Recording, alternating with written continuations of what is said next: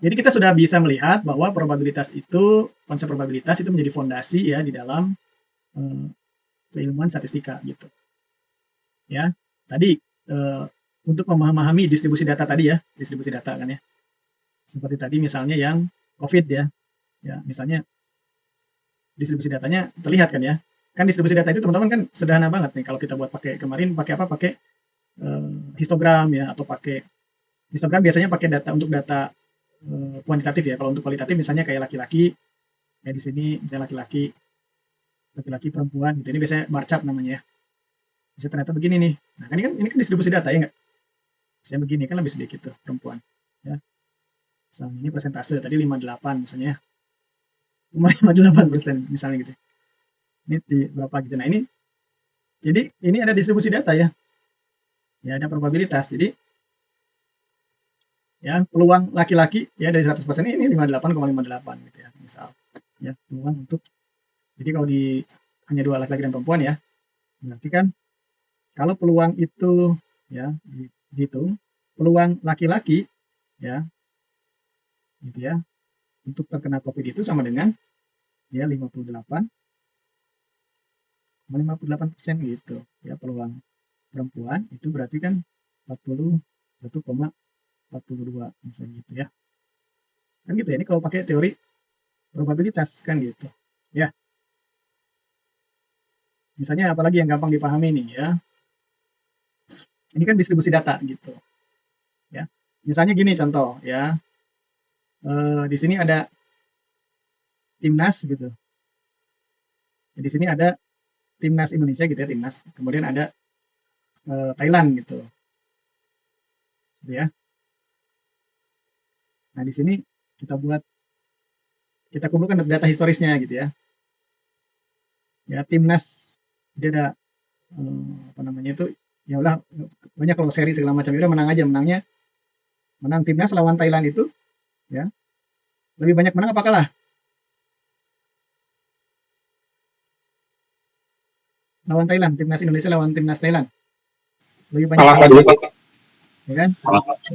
gitu jadi kalau datanya seperti itu ya misalnya peluang probabilitas ya timnas ya menang gitu kan tinggal dihitung ya enggak berapa kali dia menang kan gitu misalnya menangnya timnas itu taruhlah dari sepanjang sejarah gitu ya 5 misalnya gitu ya dari berapa kali pertandingan misalnya 20 misalnya 20 nah Thailand 15 gitu berarti peluang peluang timnas menang berapa ya kan ini kalahnya belum nih kalah seri kan ada juga ya seri gitu ya berarti dari total kan gitu dari totalnya berapa kalahnya misalnya berarti kan 15 kalahnya kan ini kalahnya 5 serinya misalnya 5 juga lah gitu ya 5 juga gitu ya berarti dari berapa kali pertandingan ini kan 20 juga ini kan 10 gitu ya yang dihitung berarti kan 15 tambah 5 20 ya ya betul ya 20 ya kan 20 kan 30 sorry 30. Hah? 25 ya 25 totalnya 25 teman-teman ya enggak ya kan betul dari 25 jadi peluang timnas menang berapa lawan Thailand timnas itu berapa 20% Pak. 25%. 20%. 20%. Yang 25 bagi 5 Pak. Balik dong 5 bagi 25 ya itu kan Oh iya. Iya betul Pak. 20% gitu ya begitu ya nah seperti itu jadi dari distribusi data kita bisa apa namanya mengetahui ya probabilitas dan juga pola ketidakpastian tadi ya jadi ada ketidakpastian tadi contoh untuk apa namanya ya kan kayak harga saham ya itu tidak tahu kan ada ketidakpastian lah kayak curah hujan ya untuk tadi kaitannya sama banjir kan itu ketidakpastian gitu ya jadi probabilitas digunakan untuk mengukur ketidakpastian ya ya banyak proses dalam statistika melibatkan pengambilan keputusan atau estimasi berdasarkan sampel gitu kan ya kan di mana hasilnya bersifat tidak pasti oke nah tadi kebanyakan data ini berdasarkan sampel ya kebanyakan data ini meskipun bisa aja berdasarkan populasi ya seperti COVID mungkin ya karena sudah selesai ya pandeminya ya sekarang sudah menjadi data populasi gitu ya tapi kalau seperti harga saham ini masih berjalan terus ke depannya enggak terus bisa terjadi jadi kalaupun Anda punya data terlengkap misalnya BBCA gitu ya, Bank BCA nih, itu dari mulai 2004 misalnya ya, Anda punya data sampai sekarang 2024. Jadi Anda punya data selama 20 tahun ya, 20 tahun. Data 20 tahun ya, setiap hari harganya. Bayangin Kak, berapa hari itu? Berarti kan kalikan aja ke 360 hari. Ya enggak kan ada tutupnya ya. Sabtu Minggu kan tutup ya, 5 kali berapa tuh? Ya kalikan lah ya berapa, mungkin sekitar 6.000 hari lah kurang lebih ya. Ini kan setiap hari datanya. Jadi Anda punya 6.000 data nih. Ini kan sudah populasi ya enggak? Nilai data. Kalau ini sudah jadi populasi nih, ya. N jadi besar kan, bukan N kecil. Nah, kalau ini populasinya. Tetapi kan Anda tidak tahu ya harga besok gitu. Bahkan mungkin sampai 10 hari ke depan gitu misalnya ya. Atau prediksi Anda ingin sampai 1 bulan ke depan. Nah, kan misal. Ya. Maka kemudian Anda bisa tetap ada ketidakpastian di sini ya. Nah, ketidakpastian inilah yang Anda kemudian menggunakan konsep probabilitas. Gitu ya. Tadi yang model prediksi tadi. Oke, kemudian tadi ya model distribusi ya. Contoh tadi kalau misalnya ini ya. Ini kan jadinya apa namanya? Ini hanya 2 saja ya kan. Jadi distribusinya apa nih? Ya, kalau misalnya data yang tadi ya, kalau ini kan cenderung ke binomial ya ini ya, jenisnya. Nantilah kita bahas satu-satu. Ya. Kalau misalnya distribusi datanya contoh lah ya. Contoh nih, di sini besar diskon ya, persentase diskon. Diskon barang gitu ya. Ini kemudian sales. Menurut teman-teman kira-kira model distribusi datanya seperti apa nih? Bisa jadi begini, eksponensial ya enggak? Ya kan? Semakin besar diskon, semakin besar sales, tetapi hubungannya ya eksponensial. Bisa jadi ya, kita nggak tahu. Ya, bisa jadi begini. Jadi lurus segini bisa gitu ya. Ini kan estimasi lah gitu ya. Gitu ya, pendekatan lah. Jadi ini dari mana? Bisa jadi dari data historis gitu ya.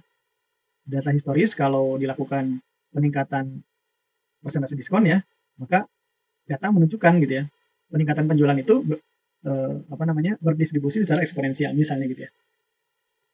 Ya, nah ini kan probabilitas ya, peluang kan.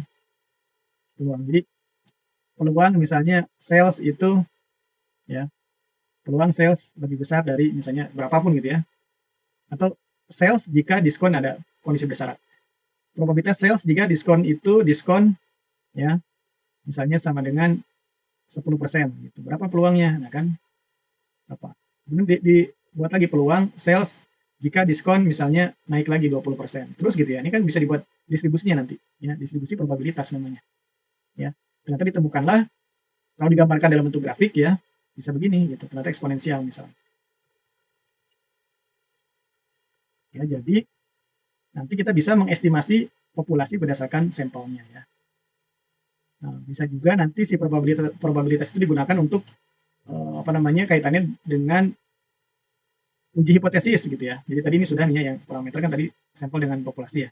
Nah, kalau ini uji hipotesis ya. Uji hipotesis apa namanya? Untuk mengetahui gitu ya. Apakah misalnya hasil sampel cukup signifikan atau tidak ya. Jadi yang kita apa namanya?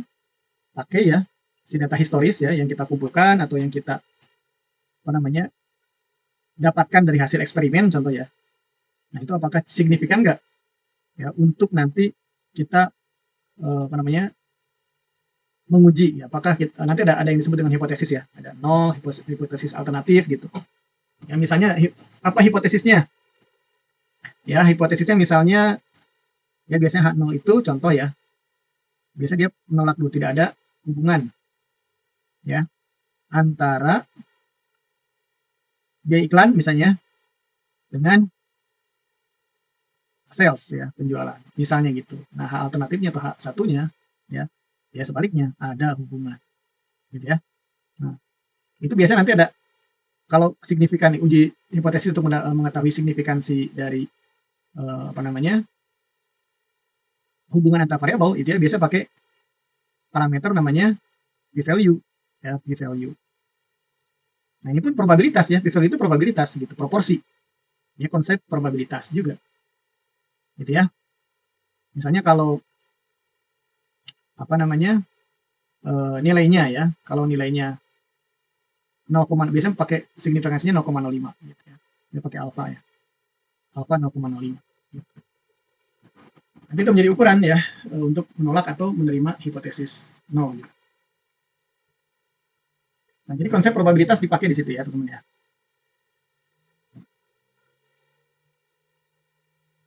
Nah, selanjutnya konsep probabilitas itu ya, teman-teman, terutama di teknik industri juga digunakan untuk menganalisis risiko. Tadi ya, kaitannya seperti yang saya contohkan di kasus perusahaan asuransi ya nggak? Ya kan, terjadinya kejadian tertentu tadi itu, misalnya sakit ya, si nasabah itu nanti sakit ya, atau calon nasabah itu nanti sakit atau meninggal gitu ya. Peluangnya seperti apa gitu. Ya, jadi kalau di sini adalah ada si A gitu ya, peluang A itu sakit gitu ya, berapa persen kan gitu ya? Ya kan, berapa persen? Gitu. Peluang si A itu meninggal ya berapa persen? Gitu. Ini apa namanya, agen asuransi ini pasti udah ilmunya udah mahir di sini gitu. Makanya kan suka diminta persyaratan misalnya rekam medis ya nggak? Ya kan? Kemudian apalagi data pribadi. Bahkan bisa jadi kalau mungkin selengkap mungkin ya, riwayat gitu ya, riwayat dirawat gitu, rawat inap ya, rawat jalan gitu. Mungkin bisa di penyakit, bisa jadi data-data keluarga ya, data orang tua kita ya nggak, ada penyakit bawaan nggak gitu misalnya. Gitu. Semua semakin lengkap, maka dia bisa unsur ketidakpastian dari si A ini ya nggak bisa diminimalisir ya kan, gitu. Sehingga probabilitasnya kita bisa tahu nih, probabilitas dia sakit gitu ya, meninggal di usia jangka pendek kan gitu ya. Ya contoh aja, sederhana contoh misalnya teman ya, contoh aja nih. Ini kan saya paling senang bahas asuransi karena menarik banget. Maaf ya kalau ada yang kerja di bidang asuransi, maaf ya, maaf sekali. Misalnya gitu. Ya, ada si A nih. A ini gitu ya. Ya, misalnya meninggal ya. Ini bisa loh 95%. Meninggalnya itu bisa jadi diestimasi misalnya dalam 5 tahun. Misalnya kurang kurang dari sampai dengan 5 tahun. Bisa loh, ada yang bisa sampai apa namanya? Ya mungkin ini analisis ya atau prediksi lah. Bisa loh. Ya enggak? Kalau dia sampai tahu data-datanya tadi ya, rekam medis gitu ya. Misalnya dia punya riwayat penyakit, misalnya gitu ya, contoh stroke, ya enggak? Ya kan? Kalau pernah sekali stroke biasanya kan yang kedua atau yang ketiganya bisa mengakibatkan ya enggak? Ya tergantung stroke di mana mungkin gitu kan ya. Gitu ya. Atau gagal jantung gitu ya, misalnya gitu ya. Ada serangan jantung, sorry. Pernah ada riwayat serangan jantung gitu ya. Nah, untuk sampai kemudian gagal jantung nanti gimana? Gitu, misal gitu ya. Atau misalnya dari sisi pekerjaan ya enggak? Dia kerjanya apa? Kerjanya misalnya ini apa namanya? Maintenance tower, tower tower ini apa namanya? Apa tuh tower tuh? Sinyal ya? Ya enggak? Tower sinyal internet gitu misalnya.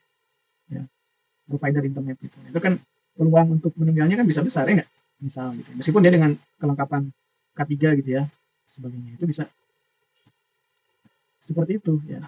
Jadi analisis resiko. Ya begitupun dengan misalnya kaitannya dengan nggak cuman asuransi jiwa ya. Bisa jadi kan kendaraan juga ya, bisa untuk kendaraan misalnya. Bisa untuk toko misalnya. Ya enggak? Atau misalnya kontainer tuh gitu. Misalnya ada pengiriman ya, Anda punya mitra dagang, Anda akan mengekspor gitu ya. Ini shipping misalnya. Shipping ke mana? Ke misalnya apa ya? Cyprus, negara Cyprus ya. Kan besar kemungkinan Anda akan melewati selat apa? Terusan Suez ya enggak? Ya kan? Betul teman-teman, ini kan Arab Saudi nih. Ini kan Yaman ya. Ya kan di sini ada Somalia gitu. Ini Laut Merah nih. Laut Merah kemudian nanti ada terusan Suez gitu. Mesir ya, ini Mesir. Nah, ini resikonya tinggi nggak? Sekarang lagi panas di sana ya nggak? Nah, ini pun sama. Probabilitas, misalnya probabilitas dari si shipping ini gitu ya, untuk gagal gitu ya. Misalnya apa namanya, bermasalah lah gitu ya. Dia dibajak atau misalnya kena serangan dan sebagainya. Tidak selamat gitu ya, terancam gitu. Atau mengalami bahaya. Ya kan itu bisa jadi besar gitu. Ya, bisa jadi mendekati misalnya 75% misalnya gitu ya. Nah, ini apa dampaknya pada biaya asuransi untuk si kontainer ini atau pengiriman ini gitu. Ya, itu permainan probabilitas di situ. Oke ya. Nah, kemudian di dalam statistika juga data yang dianalisis sering merupakan hasil dari sampling acak ya. Sampling acak. Jadi ya kalau misalnya teman-teman ya kayak kemarin lah, contohnya polling ya, elektabilitas kan gitu kan. Ya enggak? Itu kan sebenarnya sampling acak gitu. Ya, random sampling biasanya. Ya, random sampling. Nah, kalau random berarti kan ada ketidakpastian enggak? Ketidakpastiannya tinggi gitu. Ya. Nah, di situ ada nanti makanya ada standar error nanti ya. Nah, ada standar error nih. Ya. Karena bisa jadi apa namanya? Sampel yang kita ambil itu anggotanya tidak mencerminkan atau tidak mewakili populasi gitu. Ya, jadi probabilitas di situ terjadi karena ada unsur ketidakpastian ya. Nah, nanti ada istilah teori limit tengah ya bahwa rata-rata dari sampel meskipun random ya, tapi kalau jumlahnya besar, ya jumlahnya nih besar nih, akan mendekati distribusi normal ya, terlepas dari distribusi populasi aslinya. Jadi contoh gini deh, contoh yang paling sederhana ya teman-teman ya. Kalau kita ngambil contoh yang distribusi binomial ya contoh ya. Itu kayak kita mata inilah apa namanya? Kayak dadu atau jangan binomial nih yang kayak melempar dadu ya. Dadu kan kita ada 1 sampai 6 ya. 1 2 3 4 5 6 ya si uang sampelnya itu kan ada 6 gitu. Kan gitu ya. Nah, ketika ini nanti ada istilah theoretical probability ya. Jadi ada probabilitas teoritis gitu ya. Nah, probabilitas dari misalnya ya A itu kejadian ya, bisa disebut kejadian. Accident lah ya, kejadian itu atau event ya. Itu keluar angka 1 berapa menurut teman-teman peluangnya? Dadunya kita lempar ya. Kan sebenarnya berapa peluangnya? 1/6 ya enggak? Ya kan? Jadi ini tuh kalau pakai notasi itu kan biasa disebut N ya. N dari A dibagi ya N dari S gitu. Ya, S itu sampel ini, semuanya kan ada 6. 6 ininya si dadu yang nilainya 1 itu kan hanya ada 1 kan dalam satu dadu. 1/6 kan? Ini teoritisnya ya. Jadi nilai 1/6 itu ya. Nilai 1/6 itu disebutnya probabilitas. Kayaknya di slide ini saya nggak buat ya. Probabilitas teoritis namanya. Ya. Teoritisnya kan sebenarnya 1/6, tetapi dalam eksperimen, nah nanti ada probabilitas eksperimen ya. Experimental probability namanya. Kalau Anda lakukan nih misalnya ya, misalnya di sini percobaan trial gitu ya. Trial, kemudian di sini 1 gitu ya, 2, 3, 4, 5, 6 gitu ya. Nah, trialnya Anda 10 kali coba 1 2 3 4 5 6 7 8 9 10 nih. Belok ya, sorry. Apakah kemudian ini unsur ketidakpastian di sini nih ya. Kita konsep dasar probabilitas adalah adanya unsur ketidakpastian di dalam apa? Dalam distribusi probabilitas itu ya. Ya enggak? Ya kita sedang membuat distribusi ini data. Ini kan tadi teoritisnya kan 1/6 ya. Tapi eksperimennya, nah ini namanya probabilitas eksperimen. Eksperimental ya. Misal sekarang Anda punya dadu nih, Anda lemparin percobaan pertama, apakah yang keluar pasti 1? Belum pasti ya enggak? Bisa 1, bisa 2, bisa 3, ya kan? Ya kan? Misalnya taruhlah yang keluar angka 1. Nah, gitu ya. Betul nggak? Apakah percobaan yang kedua pasti yang keluar angka 2? Tidak Tidak kan? Bisa jadi angka 1 lagi bisa ya? Bisa. Kan? Secara teori kan harusnya kalau 1/6 nih, harusnya yang kedua angka 2 dong, ya enggak? Nanti yang ketiga angka 3. Yang keempat angka 4 gitu, yang kelima angka 5, yang keenam angka 6 kan 1/6. Nanti pas uji trial yang ke-7, angka 1 lagi harus gitu kan teorinya enggak? Kan nggak seperti itu kenyataannya, ya enggak teman-teman? Ketidakpastiannya di situ. Jadi bisa jadi nanti hasilnya berbeda antara teori dengan eksperimen ya, theoretical probability dengan yang eksperimen. Yang eksperimentalnya misalnya saya kasih warna hijau ya. Percobaan pertama adalah angka 1 misalnya ya. Percobaan kedua angka 3 misalnya gitu ya. Percobaan ketiga keluar angka 4 ya. Percobaan keempat misalnya keluar angka 1 lagi misalnya gitu ya. Coba. Ya, percobaan kelima angka 6 gitu. Percobaan ke berapa tadi? Ke-6 ya, ke-6 angka 1 lagi jangan-jangan gitu. Ya. Ke-7 angka 2. Ke-8 angka 2 lagi misalnya. Ke-9 angka 1 lagi misalnya gitu. Ke-10 angka 5 yang belum ya. Nah, gitu ya misal. Kalau dari sini, teman-teman lihat nih, dari 10 kali berarti kan NS-nya 10 ya. Jadi kalau kita buat nih, P ya, A-nya sama dengan 1 jadi berapa nih? Ini yang eksperimental ya. Berapa? 4 ya? Iya nggak? 4 per 10 ya nggak? Sama dengan 2 per 5. Gitu. Nggak 1/6 tuh, ya nggak? Terus P-nya dari A sama dengan berapa? 2. Sama dengan 2 per 10. 1/5. Dari yang angka 3, berapa? 1, ya nggak? Per 10. Tuh. Kan gitu. Kemudian apa lagi?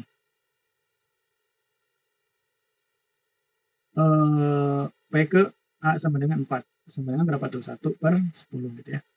Tuh, jadi beda-beda ya. PA sama dengan 5 sama dengan 1 per 10 juga. Yang 6 pun sama ya. Yang PA sama dengan 6 itu sama dengan 1 per 10. Ya, nilainya begitu. Nah, tapi kalau ini teman-teman sampelnya acaknya besar ya, jumlahnya banyak nih. Ini kan cuma 10 kali gitu ya. Kalau Anda buatnya selama taruhlah ratusan kali, ya saya nggak tahu ya steady state-nya berapa. Ya. Maka nanti distribusinya itu nanti akan mendekati bisa jadi distribusi populasi aslinya ya, 1/6 gitu. Jadi nanti masing-masing nilainya akan menuju kepada 1/6 gitu. Ya. Kalau diujikan selama trialnya sebanyak mungkin, itu sampelnya besar ya. Kalau sampelnya besar. Kalau sampelnya kecil seperti ini kan kelihatan distribusinya ini ya tidak seperti teoritisnya gitu ya. Ya enggak, teman-teman? Seperti itu ya, ini masuk dari teori lingkar tengah. Oke. Kemudian ada yang disebut dengan probabilitas dalam prediksi dan pemodelan ya. Tadi sudah sedikit kita singgung ketika membahas tentang model atau analisis prediktif ya. Model prediktif ya. Atau analisis prediktif gitu. Jadi ya kayak kita memprediksi harga saham gitu ya. Jadi ini isinya sebetulnya probabilitas semua gitu ya. Distribusi probabilitas gitu. Nah, kalau regresi tadi kaitannya sama model prediktif ya, memodelkan hubungan ya. Jadi hubungan itu tadi seperti yang biaya gitu ya di sini, X-nya misalnya biaya iklan ya, Y-nya apa tadi? Sales gitu ya. Misal hubungannya adalah seperti ini misalnya, ya. Semakin besar biaya iklan atau misalnya ya begini misalnya. Ya, mungkin nggak sampai ke 0 lah di sini lah ya. Nah, bisa jadi tanpa iklan ada salesnya nggak, ya kan? Masa nggak ada sama sekali sales? Bisa jadi ada salesnya. Jadi dari sini ya titiknya, titik potongnya di sini bukan di 0. Ya, jadi hubungannya antara X sama Y sales itu ya hubungannya seperti ini misalnya. Nah, kemudian model prediktif tadi ya, ya kalau pakai algoritma sih ya sudah banyak ya, seperti regresi logistik gitu ya. Kemudian ada pohon keputusan, ya pohon keputusan atau decision tree ya. Nah, bisa juga untuk pembelajaran mesin ya. Ini Bayes theorem nanti kita pelajari ya, ada Bayes theorem. Jadi kalau pohon keputusan yang paling mungkin umum ya. Pohon keputusan itu kalau teman-teman lihat misalnya yang paling misalnya ya peluang tadi kalau mau digambarkan misalnya ya tadi ini misalnya percobaan pertama ya. Ini percobaan pertama trial 1 gitu ya. T-nya trial 1 ya. Misalnya kalau dadu terlalu banyak lah ya. Peluangnya kan dadu ada 6. Kalau ini misalnya saya mata uang ya. Logam ya, logam. Mata uang logam. Mata uang logam ya. MU logam. MU. Mata uang logam itu kan ada dua keping ya, ada dua kalau bahasa Inggrisnya itu head and tail ya. Kepala dan ekor. Kan gitu ya. S-nya itu. Sampel isi sampelnya ada head ada tail ada kepala ada ekor ya kalau bahasa Indonesia. Ya, dua sisi mata uang lah. Nah kan peluangnya ya, itu kalau nggak pas percobaan pertama kita lempar gitu ya, yang muncul itu kan bisa bisa head, bisa tail gitu kan, gitu ya. Nanti kalau muncul head, berikutnya kita lempar lagi, T yang kedua nih, T yang kedua, trial yang kedua. Muncul lagi, peluangnya ada 2 lagi kan ya nggak? Ada 2 lagi nanti peluangnya, ada head, ada tail gitu. Yang T pun sama, ya, peluangnya nanti ada head, ada tail. Nah ini decision tree nih. Kalau digabung 2 percobaan itu ya maka ya, apa namanya, ini hasilnya ini ya yang 2 percobaan itu kan bisa HH gitu ya, bisa HT gitu ya, bisa TH, bisa TT kan gitu ya. Contoh gitu, ini decision tree gitu ya contoh. Ini kombinasi kombinasi hasil ya teman-teman ya. Kombinasi hasil dari 2 kali percobaan gitu ya. Jadi peluangnya nanti bisa dilihat dari sini ya nggak?